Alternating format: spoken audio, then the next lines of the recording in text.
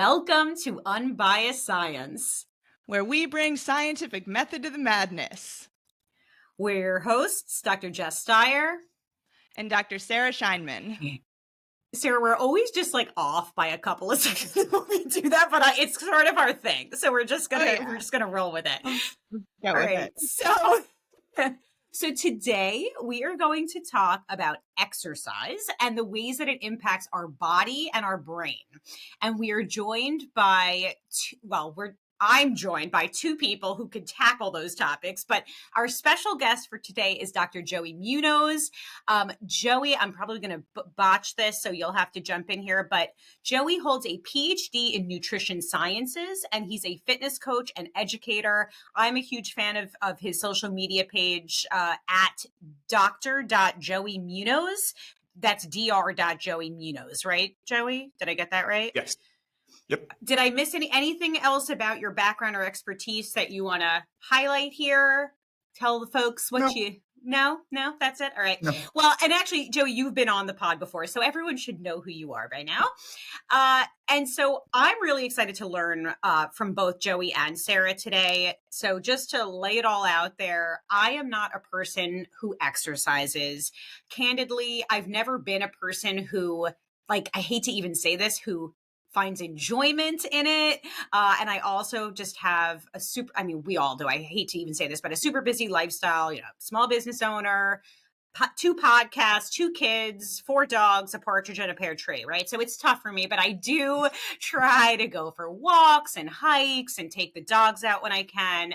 But I definitely don't do enough. So with that, I wanted to just set the stage with some statistics, because apparently I'm not alone in this. And so according to recent data, only about 24% of American adults meet the CDC's guidelines for both aerobic and muscle strengthening activity. The CDC recommends at least 150 minutes of moderate intensity aerobic activity and muscle strengthening activities on 2 or more days per week.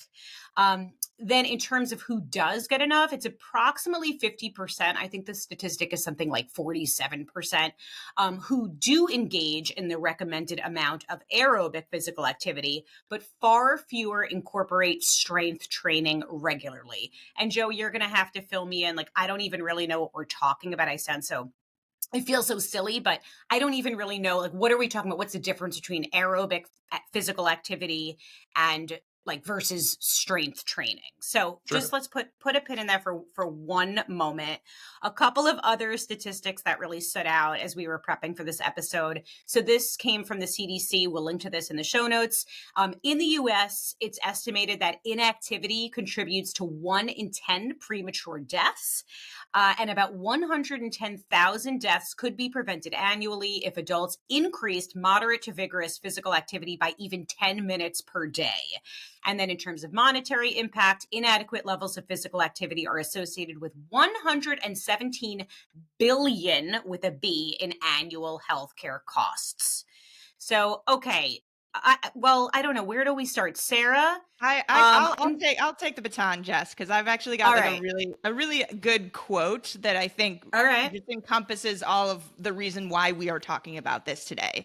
And it's by Dr. Mark Tarnopolsky, and it was published in a Time magazine article in 2016. And he says, if there were a drug that could do for human health everything that exercise can, it would likely be the most valuable pharmaceutical ever developed. So in other words, if we could somehow bottle up everything, all the benefits of physical activity into a pill and market that, it would just break the pharmaceutical industry. And okay, I love that. Right? Yeah. I think it really encompasses the reason why we're talking about this today. And I mean, just the sheer volume of conditions that regular exercise can help prevent, ameliorate, or delay is rather impressive. And just to give some examples to put this into context, these include stroke, cardiovascular disease, high blood pressure, type 2 diabetes, anxiety and depression, which we will talk about a little bit later. And then in order to reap the benefits of these preventative measures of health, we need to get, according to the American Heart Association, about 150 minutes of moderate intensity aerobic activity, and in conjunction with muscle strengthening activity at least twice a week. So I think now might be a good time, Joey, for you to sort of differentiate between those two things for us. Yeah. For me specifically. And I love that. Yeah. Well, a couple of things. I love that quote. I've heard that quote before. I didn't know by who it was. I've always said, and a lot of people say this, I'm not the one who originally said this, but like, I really do think that exercise is the closest thing that we have to the fountain of youth that people are looking for, right? In terms of the recommendations, I'm really happy that the recommendations now include strength training as well, because they used to not include strength training. It used to just say 150 minutes of moderate intensity activity, which by definition doesn't necessarily have to include strength training, right? It can include strength training, but it doesn't have to. And so I'm happy that those have been modified to include strength training as part of those recommendations. And if we really differentiate between aerobic activity and strength training, I think the simplest way for people to understand this is aerobic activity are exercises that challenge your cardiovascular function, right? So things that make you breathe really hard, where your breathing is the limiting factor in that exercise, right? Like if you're jogging or running, the reason why you stop, the reason it's really difficult is because it's very hard to breathe. It's not necessarily because your muscles are giving up, right? Where strength training is the opposite of that. The limiting factor is not your cardiovascular function. It is your muscular function, right? If we can talk about specific exercises and all of that, but I think an exercise everybody's probably familiar with is a push-up, right? And if you can only do, let's say, maybe 5 push-ups or 10 push-ups, and you can't do another one, that's because your chest muscles are physically giving up. They're reaching what's called muscular failure, and that's the limiting factor. It's not because you're breathing really hard. So that's the main differentiating factor between the two types of exercises there. I'm chuckling a little bit. I don't know if folks are watching video, like I was grinning as you're talking, because you're saying like things that when you're, hard to breathe, climbing stairs for some of us. But then when you're talking about that is an interesting way to differentiate between the two. And it makes total sense. Like when my arms or legs get like super wobbly and it feels like I can't physically go any further. And then I get that vomit feeling where I feel all shaky and yeah. So Joey, let's say I come to you, you're a trainer. What would you how would you engage what would you say to try to convince me or to get me wanting to engage in the physical activity that you're describing? Like how might we help me get over that hump? How would I convince you that you should exercise regularly? Well, I would ask you, do you want to live as long and healthy as possible, right? I think that's the main question. I think that's the underlying reason why most of us who do regularly exercise do so, right? Like there are some acute benefits, building muscle, feeling good. We'll talk about the benefits on stress relief and mental health and all of that. But deep down, I'm scared of having chronic diseases, right? I don't want to have a heart attack when I'm young. I don't want to develop other conditions. And not that exercise is going to prevent that altogether, but it definitely significantly reduces the risk. So I would say that's the first thing, right? Like, do you want to live as long and healthy as possible? And then for women specifically, after menopause, you lose tremendous amounts of bone density, right? And I think this is where strength training is uniquely beneficial for women specifically, because the most powerful thing that you can do to reduce the rate at which you lose bone, because bone loss is inevitable, but you can reduce the rate of bone loss substantially, is by strength training. Because what people don't understand is that strength training, if you're lifting weights, yes, improves your muscle strength and your muscle size, but it also improves bone density, right? Because the way that exercise works is it's essentially a stressor to your body, right? The same way we talk about hormetic effects when it comes to particular compounds in foods. Like when people talk about anti-nutrients being bad, and we actually know that they have a hormetic effect when consumed in certain quantities that have improvements in health. Exercise is the same, right? Acutely, it's a stressor. This is a funny thing that goes hand in hand with what you were mentioning earlier, Sarah. If somebody asked you, does something that causes fatigue, muscle damage, increases in inflammation, is that good or bad? you would probably say that's bad. That's exactly what exercise does acutely, right? But when dosed appropriately, your body can recover from that and get stronger, right? And so it's a mild stressor, your body recovers, it's a little bit stronger. You stress it again, it gets a little bit stronger. And why am I mentioning this? Because when it comes to bone health, well, if you're lifting 5 pounds, your bone has to be strong enough to support 5 pounds. And then you get a little bit stronger, and then you lift 10 pounds, and your bone gets a little bit stronger.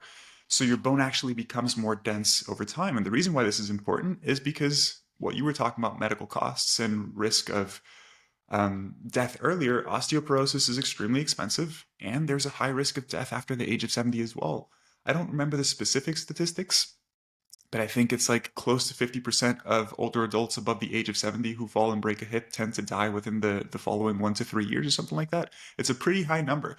And it's not directly due to bone fracture, but they tend to go into assisted living facilities, they lose physical function, they develop other sorts of conditions, and unfortunately they pass away, right? And those things can be in part prevented by strength training and improving bone density. So hopefully I'm convincing you a bit, Jess. You are. And then Sarah, on the other side of the coin, I don't know if that's appropriate here. I also hear a lot. So my husband, Ethan, he is very just naturally athletic. He loves exercising. He looks forward to exercising. It's something that I can't wrap my brain around, but he always says, he's like, I feel better. He describes a runner's high. I mean, what happens to the brain when we exercise? Ooh, a good question. So did you see that coming? Sorry, go on. I did. Okay, I did a little bit of research surrounding this question specifically for this episode, and I found out that my knowledge was a bit out of date regarding the runner's high. So what that basically refers to is that after vigorous aerobic activity, so specifically cardiovascular activities like running or swimming or biking, as opposed to the strength training, you can feel this intense sense of euphoria and well-being. And this is often referred to as a runner's high, but it doesn't just happen with running. And the prevailing opinion originally was that this was due to the release of endorphins. But as it turns out, endorphins actually don't cross the blood-brain barrier.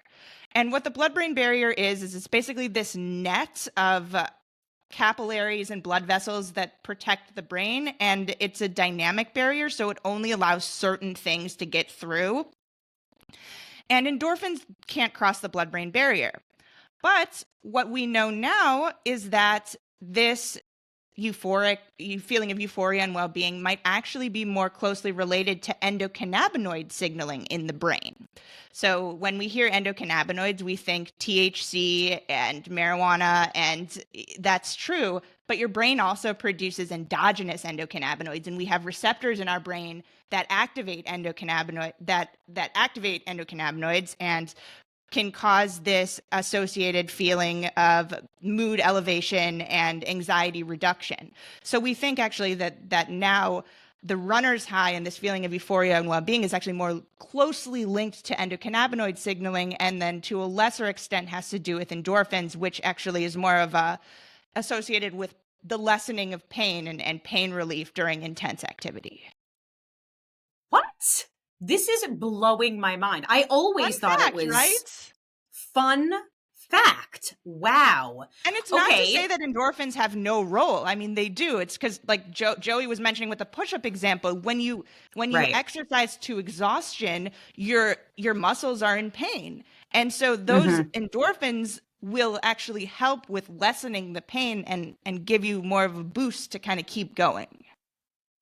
Okay, so that's runner's high. What about other impacts on the brain? I mean, because you always say, to quote Dr. Sarah Scheinman, what's good for the body is good for the brain. So how is exercise good for the brain? So apart from body fitness and physical, the physical fitness has a lot of benefits for the brain. It's really, really cool what all that it does to the brain. So just to give a few examples, so it improves memory and thinking skills, it enhances moods. There's also some evidence to suggest that it protects against neurodegenerative disorders. And how it does all of this is that when you exercise, there is an increase in blood flow to the brain. And there's a subsequent increase in energy metabolism that occurs all throughout the body, but specifically in the brain because your brain is a very energetically demanding organ. And what this leads to is an increase in what are called growth factors within the nervous system, and a specific type of growth factor that's called a neurotrophic factor, including BDNF and VEGF. And BDNF stands for brain-derived neurotrophic factor, and that promotes a process that's really cool. It's called neurogenesis. So generally what we think of is that with and this is by and large the case, is that you can't produce new neurons in the brain. But there's an exception to every rule, like with anything in biology. And there's a small section of the hippocampus, which is the region of the brain that controls learning and memory. And this little small section of the hippocampus actually has the ability to create new neurons. And this process is facilitated in part by BDNF, this brain-derived neurotrophic factor. So broadly speaking, exercise can in fact produce an increase in neuronal production in the hippocampus, which leads to downstream effects such as the increase in dopamine and serotonin, which are the neurotransmitters that are associated with elevated mood. So it's all connected. Wow. What's good for the body is good for the brain. I love it. Well, so actually, I want to bring this up just this morning. So obviously, if you follow Unbiased Science on Instagram, you see we post about a bunch of different things, including I'm a public health scientist. So of course, I am also going to post about things like vaccination, right? And so I posted just yesterday about, I forget, whatever, something. Oh no, I know what I did. I posted your quote, Sarah. I posted what's good for the body is good for the brain. And so a bunch of people jumped in and said, wait, I should have this ready. I should have this ready. Here it is. Here's the quote. Yet we were told none of those things will help your chances with COVID. And then another person said, exactly, can't monetize good old rest, hydration, and movement, as well as the proprietary patented shots, blah, blah, blah, blah, blah, blah, basically going on about big pharma. I thought this could be a cool opportunity. Like, I feel like we're talking about I don't think anyone would ever argue. I would certainly never argue. Exercise is clearly a very important part of what keeps us healthy. It keeps our immune system functioning properly. It's good for our brain. It's good for our body. But, and I want to hear from Joey. I'm curious how you would respond to something like this. It is certainly an important factor, but I don't see how that then discredits other factors, right? Like vaccinations. And just the last thing I say, Sarah, I feel like it ties in nicely to what you were saying. Like, sure, if there was a pill that we could take that could emulate, like what the benefits of exercise, yeah, I'm sure we would patent it and sell it, but we can't do it. So exercise is one thing in our tool belt along with these other things. So sorry, Joey, what were you going to say? Yeah, I will happily touch on this. And I also want to touch on what you were mentioning earlier in terms of enjoyment with exercise, because I think that's an important topic to talk about as well, in terms of like just practical tips for people that may not be exercising regularly who want to, but really don't enjoy it. I think there's some really practical things that you can do to start enjoying it. And we can talk about that after. Yes. But as far as what you were just mentioning, I think it's silly when people like discredit one thing by using another thing that can be beneficial, right? It's like, yes, do we know that infections can have more negative impacts in people who are not healthy? Sure. We're not telling you not to exercise, not to eat healthy, not to sleep well, not to prioritize your health, but that doesn't make you immune to things, right? Right. You see it the same in like the nutrition space, Jess. Like, for example, fruit has sugar. Right? So we're going to discredit all the health benefits of fruit simply because it has sugar. I know that's not the same sort of example, but it's like there's this one little thing and we're going to discredit everything else because of this one thing. It's just a silly argument. It's like there are additive effects. We know that vaccination is beneficial. We also know that exercise is beneficial. And it's just, I always think it's silly when people try to compare and contrast things like that, right? The same with nutrition general topics. People are like, calories don't matter, only food choices matter. It's like, no, both of these variables influence each other. They're both important. I would say it's the same thing here. People just have a hard time having a nuanced conversation about things, I think. Dr. Sarah, you are out of the dumpster fire that is social media, so you probably don't see this, but people do. I mean, this is a very, very, I see this constantly.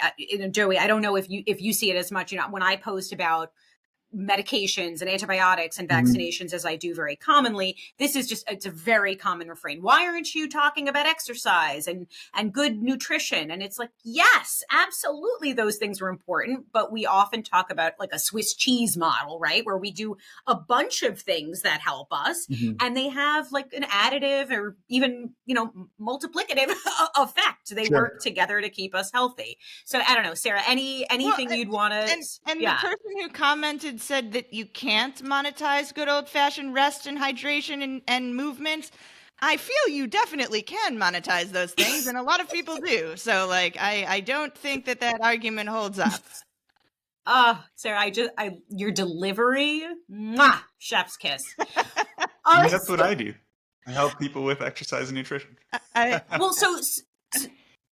So Joey, before we move on, because we got some great questions, and I think that will help facilitate even more conversation, but you said that enjoyment of exercise is sometimes a barrier. So can you drop your tips? Yeah. So for example, your husband saying that he loves the way he feels when he exercises. That's essentially being intrinsically motivated, right? Being motivated to do something by the way you feel. And there's really good science showing, not just with exercise, but anytime you start doing something that's difficult, it's not inherently enjoyable, right? And the goal is to get to the point where you are intrinsically motivated to do certain things, because then you do it because you enjoy it. The truth is that most people start doing things for extrinsic motivators, right? And typically I'm sharing this because I work with people who struggle with these things. So it's a little bit more application-based rather than just physiology or the science behind it. But I usually try to tell people, hey, like, we shouldn't just be motivated by external factors or a particular goal you want to achieve. It's important to be internally motivated by these things. But I understand that part of that process is having external motivators, right? So I think intentionally putting in small reward systems is very beneficial. Just for example, if I get my 3 workouts this week, I can buy myself this one thing that I've been wanting, right? That just builds some positive reinforcement with the behaviors that you're doing. And then the really big one is that oftentimes people think they have to go from 0 to 100 overnight, right? And what I tell when I work with clients is like, let's find what the minimum effective dose is that you can stick to, that you enjoy. Like, if you don't do anything right now, Jess, going for a really intense run for an hour is going to suck. It's not going to be enjoyable, right? So it might kill me. 15 minutes just start with like 10 or 15 minutes at a moderate pace. And that is going to be uncomfortable, but it's not going to be as uncomfortable. You build in reward systems, you start to see the benefits, and that slowly becomes a little bit more enjoyable. And it's amazing how when you do that, almost like your body almost asks you like, hey, do a little bit more now that you feel a little bit better. And slowly over time, it just gets better, right? So if we ever work with people who don't exercise at all, I would never recommend them to exercise every day, nor is that necessary for anybody. But we're just going to start with 2 little workouts, and you tell me what you think you would enjoy. And then we just start with that. And then we can do that for 2 or 3 weeks, and then we talk about how that's feeling, and we can add a little bit more as necessary. So it's just having a stepwise, methodical way to get to where you want to get to, right? Just, I think we could say the same thing about, and I think this parallels so many things, but like with nutrition, right? If somebody doesn't know anything about nutrition and they want to start eating a little bit healthier, you're not going to throw at them every single variable, have this much protein, this many servings of fruits and veggies. Like, it's overwhelming. Maybe we just focus on, hey, let's add 1 portion of veggies to 1 of your meals. Now let's do that to 2 of your meals. Now let's focus a little bit on protein, and doing it that way makes it more enjoyable, I feel like. I have, there's something called it's called a cider donut run. And this is a very New England thing. I know Joey's in Florida and Sarah's in Chicago, so this is probably not a thing that happens there, but every fall at my kids' school, we go, it's like, I don't even know if it's a full 5K. We just go running around, and then at the end, they pry us? Is that the word? No, plow, whatever. They give us apple cider donuts and apple cider. So speaking of a reward after the run, although I don't know how you feel about that after a run, but that's a different conversation. But I'm going to crush it. Oh, they're so good. All right. So Sarah, did you want to add anything else before we go to our herd from the herd? We have a lot of really good questions. I've never had an apple cider donut, but it sounds incredible, and I would like to change that. Oh my God. Well, this is not sponsored, but I know Dunkin', they're not going to be as good as like the local donuts you could get, but I think Dunkin' now has apple cider donuts if you wanted to try them out. Don't know if it's a regional thing. Dunkin', please sponsor us. All right. So now all right, so let's turn to our herd from the herd segment. So if you don't know, we open up a question box on our Instagram page. More reason to follow us on there if you aren't already. Sarah, don't cringe. I know you hate this sort of self-promotion, but that is that is that. It's necessary. I understand. It is. So we open up a question box and let folks submit ahead of our podcast episodes, and then we answer as many questions as possible on the episode. So we got a bunch of good questions. Let me figure out the proper order here. You answered some of this. Oh, Joey, this was a good question. Maybe you could take this one. No pain, no gain. Is this true? To an extent, because, all right, if we define gain as progressing, and progressing can be different depending on the physical activity that you're doing, right? Like gain with cardiovascular exercise can be improving your VO2 max, right? Gain with strength training can be improving your physical strength. Exercise needs to be challenging, because you do need to challenge your physical capacities to improve your physical capacities, right? Like we were talking about earlier, exercise being a stressor. The dose needs to be sufficient to where it actually stresses the body. There's a reason why going for a 10-minute walk doesn't continually improve your VO2 max, right? Because you need to challenge the cardiovascular system. VO2 max is the variable that we use to measure cardiovascular function, maximal cardiovascular function. I think it's defined as like maximum oxygen uptake, essentially, or your body's efficiency using oxygen, and that improves as a byproduct of doing cardiovascular exercise. But that doesn't really, and VO2 max specifically is the main variable that's looked at in terms of like relationship between cardiovascular health and health-related outcomes. So when they talk about like cardiovascular health is associated with reduced risk of mortality, they're really looking at VO2 max. Got it. And you can predict VO2 max based off of other variables as well. But like just going for a walk is not going to improve your VO2 max. You have to run to the point where it's hard to breathe for a certain period of time. So that is pain, right? Like it definitely is pain. The same thing with strength training. I was talking about improving strength or improving bone density. Like it has to be uncomfortable. I think over time you become more comfortable feeling uncomfortable with exercise. Right. Because it's a learned feeling. What I will say is wrong about no pain, no gain, though, is that some people take it to an extreme. You don't have to practically kill yourself every time you exercise. And in general, that could backfire as well. I'm not well versed in like the cardiovascular training programming, like how you actually train to improve cardiovascular exercise, cardiovascular function. But when it comes to strength training, there's this principle of like training sub-maximally, just meaning training slightly below maximal intensity. Maximal intensity would be like going as hard as possible every single time if you're doing a push-up until you can't do another one every single time. And the issue is that when you do that, it prevents you from doing a large amount of exercise because you're fatigued, right? If you go really hard, you're not going to be able to do as much. And we know that intensity, which is how hard you go, is important, but volume, how much you do, is also important. So if you do the intensity so high that your volume is like really low because you can't recover from that, and it's just very, very difficult, that also is not ideal. So that would be like too much pain, which is in some ways negatively impacting your ability to gain, right? Got it. So what I would recommend is like you do have to work out hard, but between a 7 and an 8 out of 10 is usually good enough. And that's a sweet spot where you can do sufficient volume as well so that you're doing enough exercise too. All right, Sarah, I think this next question will be right up your alley. Okay. Is it true that diet and exercise decreases your chances of developing Alzheimer's? To an extent, yes, it does. Just goes back to what I love to say, which is what's good for your general health and well-being is also good for the health of your brain. And some of those benefits that I mentioned earlier to the brain can over time really add up. And specifically, I mentioned this neurogenesis within the hippocampus. So the hippocampus is the region that is most affected by Alzheimer's disease. And it's one of the first regions that begins to atrophy or lose neuronal volume. And it's what leads to the symptoms of dementia, forgetfulness, changes of behavior, etc. So if you exercise consistently over the course of your lifetime, this is associated with a larger hippocampal volume. So your hippocampus, the size of your hippocampus, because of all this BDNF production and all of the neurogenesis, it's actually going to be larger than if you compared to someone who does not exercise regularly. And a larger hippocampus does not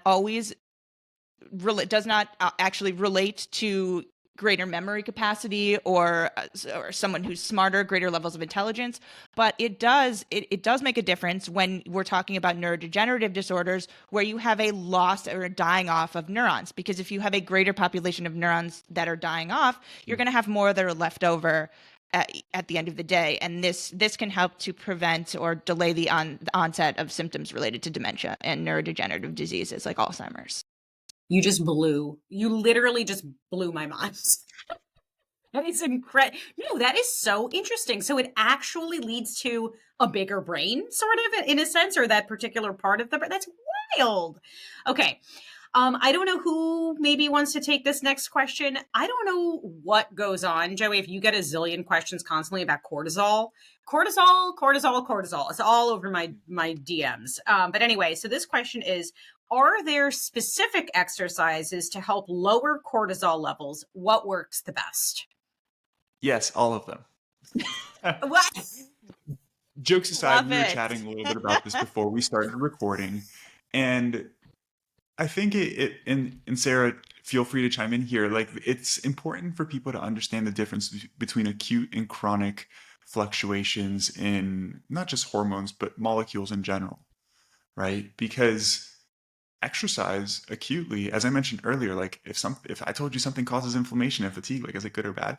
Well, exercise acutely causes inflammation and causes an increase in cortisol. And partially the increase in cortisol from exercise is because one of the roles of cortisol is to stimulate gluconeogenesis to produce glucose for energy production during exercise, right? So it's actually beneficial. Like, we need energy to contract our muscles, which is necessary for any form of exercise. And if you are exercising for a prolonged period of time, you're converting glycogen, which is the way we store glucose in our muscles and our liver, into glucose, so that can then be turned into ATP, and cortisol facilitates that process. And so if you exercise, you are going to slightly elevate cortisol, but that is an acute increase, right? Acute increases do not necessarily correlate with chronic increases. In many ways, they don't. And what we know is that if people do have chronically elevated cortisol, regular exercise, independent of the type of exercise, will result in regulation of those cortisol levels. So it's not like, hey, sit-ups are uniquely beneficial for cortisol. Any exercise is going to help with reductions in cortisol levels. Got it. All right, Sarah, I'm thinking maybe you could answer this next question. So you just answered about Alzheimer's, but then we got a question about how does exercise affect anxiety and depression? So I actually think that this goes a little bit hand in hand with what Joey was just talking about with regards to cortisol. But in addition to that, specifically when we're talking about cardiovascular exercise, so aerobic exercises like running, swimming, biking, these are associated with an increase in levels of the neurotransmitters dopamine and serotonin, which when we're talking about diseases or conditions like depression and anxiety, these are sometimes associated with a dysregulation in neurotransmitter levels in regions of the brain that control emotion, such as the amygdala. So with regular physical activity, the neurotransmitter levels can actually equilibrate, and the levels of the kind of feel good neurotransmitters will regulate and increase, which can be associated with an enhanced or an elevation in mood. Got it. Okay. Wow. You guys are making a very good case for exercise, by the way. Let's just take one more question and then we'll start wrapping up. Joey, this one stood out to me. I thought it was interesting. I hadn't heard this before. I don't know if you get this a lot. I recently heard that stretching is unnecessary before or after exercise. Is this true or false? Yeah, it depends on how nuanced we want to get into this conversation. The word necessary is a finicky one because, like, necessary for what, right? I will say people tend to use static stretching as a warm-up modality for exercise, and that definitely is not necessary. When it comes to strength training, there's also some evidence to show that prolonged static stretching for heavy resistance training can negatively impact your strength performance. There are some like methodological, I always struggle to say this word, methodological issues with some of these studies. But even if we don't talk about that, if we think about what the purpose of a warm-up is, static stretching doesn't necessarily tick any of the boxes there. When it comes to warming up, you want to get your body warm, blood flowing, get your joints loose, and that's achieved substantially more effectively by just doing a little bit of cardiovascular exercise, right? Like if you bend over and touch your toes, you're not really raising your core body temperature, getting yourself warm. And then static stretching doesn't really prime your muscles for whatever specific exercise you're going to be doing. There's a big difference between static and active stretching, right? Active stretching would be doing like a leg swing rather than just like bending over and touching your toes and hanging out there for a little bit, right? So active stretching actually primes the muscles because you're contracting the muscles to move them through to move your joints through a full range of motion. Right. So in general, when it comes to warming up, I don't recommend static stretching. I recommend spending maybe 5 minutes doing some cardio just to get your heart rate up, get some blood flowing, which is important, and then warm up specifically for the type of exercise that you're going to be doing at just a lower intensity. What do I mean by that? If you're going to sprint, just do some light jogs. That's going to prime the muscles of your legs for that exercise. If you're going to be doing a squat with a certain amount of weight, just warm up with doing squats with just your body weight or a slightly lighter weight. That's going to prime you for that movement. And what I tell people is like, when you do exercises, you're technically stretching throughout the exercise. If you do a squat and you go all the way down, you are stretching your quads, you are stretching your glutes because you're fully flexing or bending those joints. Static stretching also doesn't necessarily improve flexibility that much either, because there's a big difference between flexibility and mobility. Flexibility is just being able to get into a particular range passively, where mobility is being able to get into those ranges actively, right? Mm-hmm. I could talk about this for a long time. I don't know how deep you want me to get into it, but it's like passive stretching. Yeah, you might be able to bend over and touch your toes, but can you get into a deep squat with your body weight? You would argue that that's more important for physical function. Got it. Well, no, that was super informative. Sounds like we might need a whole episode on just that one question. Really, Joey, thank you so much for joining us today. I feel like you and Sarah are the best PR ever for exercise in general. I'm going to try to get my butt outside more. I really do understand the importance of it, and maybe I could build in little rewards and figure out a way to increase my enjoyment, to make it more, what did you say, intrinsically rewarding? Motivating. Was that Motivating. The phrase? Yeah. Or motivated, sorry. Yes, love it. All right. Well, Joey, thank you again. And you can follow Joey at dr.joeymunoz on Instagram. And you're on all the socials, or is it mainly Instagram? Yeah, everywhere. And on YouTube, it's where I publish my podcast as well. Also just Dr. Joey Munoz. Love it. Awesome. And thank you all so much for tuning in, for all of your support. A reminder that we are on Instagram. We're posting infographics regularly. Follow us at Unbiased SciPod. We also put out a newsletter that we used to say was a weekly newsletter, but we're putting out like 2 or 3 newsletters a week because we have a lot to say. So you can subscribe for free at Substack. It's the Unbiased. Wait, hold on. theunbiasedscipod.substack.com. There is a paid subscription option if you are able and willing to support us. But really, just thank you so much for tuning in. We really appreciate it. Oh, and last thing, subscribe on YouTube, please. And also feel free to leave us a review on Apple or wherever you tune into podcasts. Sarah, take us home. All right, guys, we hope you learned a thing or two. Join us next week on your trusted source for no nonsense, just science.